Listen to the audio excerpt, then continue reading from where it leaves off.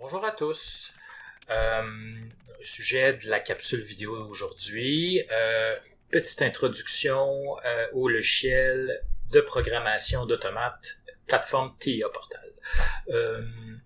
Donc, dans la capsule précédente, on a eu une introduction au logiciel de simulation Factory.io. Donc, on va faire la même chose sommairement aujourd'hui avec la plateforme TIA Portal. Donc, en bref, ce qu'on va faire, premièrement, on va tout simplement ouvrir le logiciel. Je vais vous montrer en fait comment créer un projet, choisir les équipements rattachés au projet, donc les automates, ça peut être autre chose aussi. Je vais vous montrer un petit peu la fenêtre de gestion de réseau, même si on ne fera pas du réseau aujourd'hui. Également la fenêtre, comment changer de certaines fenêtres, aller dans une fenêtre de code de programme. Donc, également peut-être aussi naviguer à travers, vous montrer à quoi peut ressembler une fenêtre de bibliothèque d'équipement. Donc, c'est ce qu'on va voir aujourd'hui. Évidemment, à la fin de tout ça, on va venir, on va tout simplement sauvegarder un projet à un endroit pour compléter la boucle, puis qu'en même temps que vous soyez capable dans les capsules futures de garder une trace de ce que vous faites. Donc, immédiatement, on vient double-cliquer sur l'icône TIA Portal version 15.1. On vient ouvrir la plateforme. TIA Portal, c'est, comme j'avais expliqué dans l'introduction de base, c'est une plateforme qui comporte plusieurs aspects. Entre autres, à l'intérieur, il y a le logiciel Step 7 pour venir coder, en fait, l'automate. Aussi rattaché à ça, il y a un logiciel qui sert à programmer les interfaces opérateurs. On peut également à l'intérieur faire la configuration des réseaux entre les différents, quand on a plusieurs appareils qui communiquent ensemble, etc. Donc on peut même faire la simulation aussi. C'est une plateforme qui est très complète. En même temps, ça apporte une certaine lourdeur dans le cours. Inquiétez-vous pas, on pourra jamais tout voir, mais ça va vous donner une bonne idée comment naviguer à travers la plateforme puis à quel point elle peut être complète. Donc rapidement, pour commencer, un peu comme dans tout logiciel, on va venir créer un nouveau projet. Donc ici, on voit la fenêtre de départ, on peut littéralement venir créer un projet. Là aussi, par défaut, on me donne projet 2, probablement parce que dans ma fenêtre, j'avais déjà projet 1. Ça risque d'être projet 1. En partant, on peut venir évidemment mettre le nom qu'on veut, c'est un peu le but. Ici, on peut venir changer le chemin d'où ce qu'on vient sauvegarder, en fait, créer notre projet de base. Donc, on peut venir littéralement créer le projet immédiatement. Donc, au moment où on crée un projet, lui, par défaut, il vient tout de suite créer un chemin dans le dossier qu'on a, que vous aurez choisi. Mais après ça, comme dans tous les logiciels gérés par Windows, on peut bel et bien sauvegarder sous à l'endroit où on veut, comme on veut. Ce qu'on va faire à la fin. Donc, premièrement, qu'est-ce que je fais quand j'ouvre un projet? Je viens de créer un nom de projet. Je viens configurer un appareil. Dans cet item-là, dans la configuration d'appareil et réseau, donc on va venir choisir un modèle d'automate programmable, donc le modèle de processeur qui va gérer les entrées et sorties de mon automatisme. Donc, je clique sur configurer l'appareil. Ensuite, j'ai un autre menu qui apparaît ici. Je peux cliquer sur ajouter un appareil. Ici, là, je me retrouve avec des icônes, donc avec la gamme des contrôleurs. Les contrôleurs représentent tous les modèles d'automates programmables de la marque Siemens. Donc, j'ai plusieurs gammes. Les plus vieilles, vous les voyez ici, c'est les S7300, S7400 qui sont encore en vigueur. Les plus récentes, on a le petit automate S7200. Le plus gros qui est la gamme S7500. Et on a les hybrides, donc processeur et carte déportée ET200 CPU. Donc, dans l'exemple, je vais choisir vraiment un contrôleur au hasard. Je vais aller dans la gamme du S7500 parce que c'est avec celle-là, un de celles-là qu'on va faire nos simulations. Donc, on va prendre un modèle complet. Ici, au hasard, je vais choisir un CPU. Je vais prendre le premier ici, je vais cliquer à gauche une fois. Et là, on voit apparaître une icône. Dans la réalité, évidemment, là, on est à distance, on ne le verra pas. Dans la réalité, le numéro que vous verrez, qu'on verrait sur un processeur correspond exactement à l'image que vous voyez ici. Donc, l'image qui apparaît ici devrait correspondre exactement à ce que vous voyez comme processeur. Et aussi, il y a toujours une petite description que vous pouvez lire sur la capacité du processeur, donc son réseau, etc. Quand c'est terminé, on peut descendre complètement en bas à droite et venir cliquer sur « Ajouter ». Donc, ce que l'on fait tout simplement, c'est que le projet vient intégrer un automate programmable, donc un processeur, une unité centrale à son projet.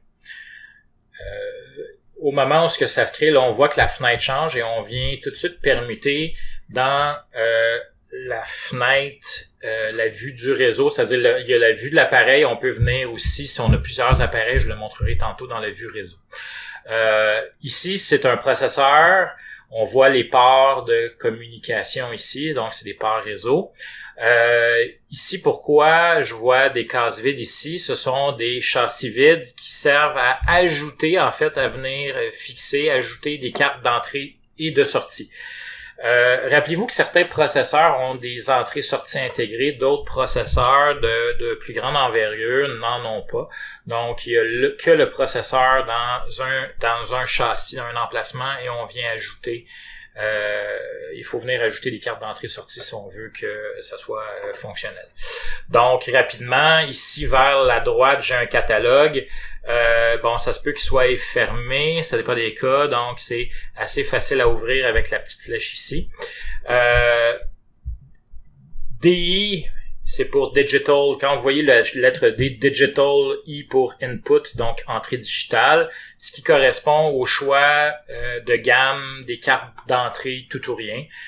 Généralement, ce sont des cartes 24 volts DC. Bon, dans certaines rares exceptions, on a du 120 volts AC aussi. Mais bref, c'est de plus en plus rare. Donc, ici, par exemple, si je viens choisir une de mes gammes de cartes à 16 entrées et 24 volts DC, je peux venir tout simplement cliquer sur l'objet, venir glisser à l'intérieur jusqu'à la case appropriée et je viens de relâcher et je crée automatiquement, donc j'attribue à mon projet, à mon processeur, une carte d'entrée 24 volts. Si je fais la même chose ici pour DQ par exemple, rapidement, je pourrais venir glisser une autre carte, donc une carte de sortie. Donc, j'ai 8 sorties, 24 volts pour cette carte-ci. D'autres cartes qu'on va voir, évidemment, ce sera pas ces modèles-là que vous pouvez voir les plus fréquentes. Les cartes AI pour Analog Input, puis AQ pour Analog Output. Donc, entrée-sortie analogique. On va rapidement passer à travers. Vous voyez ici, ça c'est la vue de l'appareil. On peut venir le zoomer, le dézoomer. Si on veut rattacher plusieurs appareils dans une vue réseau, rapidement, on peut aller ici dans l'onglet vue réseau. Notre appareil se rapetisse, on ne voit plus les cartes d'entrée. Mais là, vous voyez, le catalogue a changé ici. Je pourrais venir, par exemple, juste à titre d'exemple, rajouter une interface opérateur de 10 pouces, un écran 10 pouces. Donc, je choisis un peu n'importe lequel pour vous montrer et je relâche ici. Donc, après quelques secondes, vous allez voir l'icône d'une interface humain-machine. Donc, c'est un poste opérateur avec un port réseau. Ici, je peux venir. Là, on voit que on me refuse l'accès parce que probablement que cette interface opérateur-là n'est pas réseau. Donc, on peut voir si on peut pas en choisir un autre peut-être.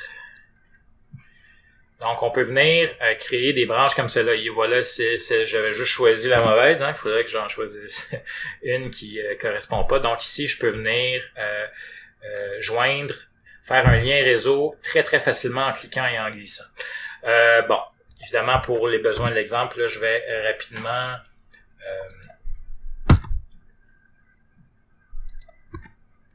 venir effacer les objets. Donc, je clique dans la case et j'appuie sur supprimer avec mon clavier. Ou je peux y aller en clic de droit et supprimer aussi. Moi, j'aime toujours mieux cliquer à gauche et appuyer à chaque fois sur supprimer.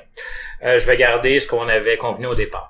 Donc, ici, quand j'ai terminé, je veux voir mon interface de programmation. Il faut venir ici dans le navigateur du projet. Peut-être que pour une raison quelconque, votre navigateur est fermé. Donc, c'est la petite flèche en haut à gauche. Des fois, elle est cachée. C'est bon, ici, quand on clique, on la voit. Si on veut la cacher, on reclique à gauche sur la flèche.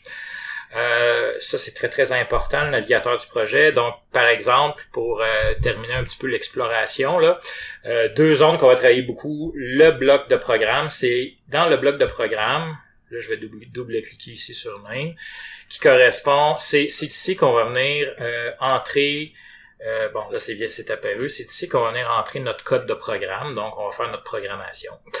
Également aussi pour tout le système d'adressage, donc d'attribution d'adresse, on va travailler beaucoup avec le fichier variable API. API, pour ceux qui ne le savent pas, c'est l'abréviation française de Automate Programmable Industriel. En anglais, on parle de PLC pour Programmable Logic Controller. Donc ici, en ouvrant la table de variables, c'est la table d'adresse. Je peux cliquer sur la table d'adresse. Ici, ça ressemble à une table Excel. Donc, dans les capsules suivantes, évidemment, je vais décortiquer tout ça. On va travailler un petit peu partout dans ces endroits-là.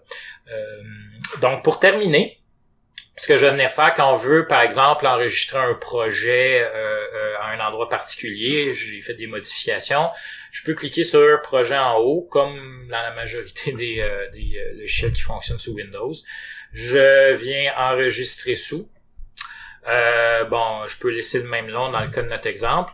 Et si je décide, par exemple, là dans mon cas, je vais venir le mettre, j'avais créé un petit fichier vide Factory.io sur mon bureau, où je pourrais le laisser sur mon bureau directement. Mais si je décide de littéralement le mettre ici, donc à partir de là, je peux venir enregistrer un peu partout sur mon ordinateur. Évidemment, donc c'est assez court, c'est fait. Ce que je peux venir faire pour terminer, pour vous montrer que ça a bel et bien fonctionné, je vais venir fermer la plateforme TIA Portal. Je vais revenir ici à Factory.io, ce que je suis venu sauvegarder sous mon projet. Et là, vous voyez, le projet 2.ap15.1 correspond à mon fichier Siemens. Une dernière chose, double-cliquez sur votre projet que vous avez sauvegardé. Et là, on n'aura pas à passer par toutes les étapes qu'on a passées au début, choisir l'appareil, etc. Par contre, on nous amène quand même dans la page d'ouverture. Je vais vous montrer le petit truc final parce qu'on va le faire souvent dans les capsules suivantes. Donc, pour gagner du temps, un coup qu'on le fait, on a déjà notre processeur, on a déjà notre automate. On peut cliquer en bas vers la gauche, vue du projet directement. Donc, on clique sur vue du projet. Ce que ça fait, c'est que ça nous saute toutes les étapes de départ. Donc, on a ici, on a accès à notre navigateur de projet directement si on est rendu à l'étape, par exemple, de programmer. Donc, on revient dans notre interface de bloc de programme et on est prête, du coup, à programmer. Dernière petite chose, vers la droite, ça va être très instruction, très important. Les instructions de base ici. Donc, ce sont les instructions de programme qu'on va utiliser à l'intérieur de cette interface de codage-là.